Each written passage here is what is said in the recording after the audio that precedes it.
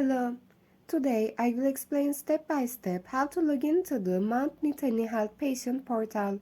With this portal, you can manage your appointments, view your test results, and communicate with your doctor securely. If you want to see more content like this, don't forget to subscribe to our channel and like our video. First, open your browser and type www.mountnittany.org in the address bar. This link will direct you to Mount Nittany Health's official page. When the page loads, click on the Login to the Patient Portal link. This link will direct you to Mount Nittany's secure login system. The portal uses the Meditech mHealth infrastructure.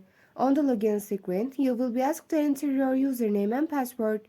After entering your information correctly, you can access your account by clicking on the Sign In button.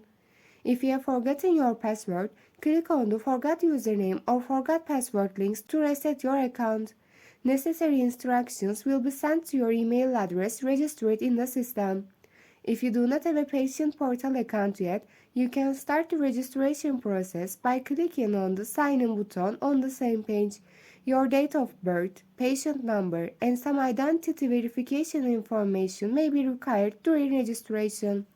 After logging into your account, you can see lab results, review your past examination information, check your prescriptions, and contact your healthcare team directly.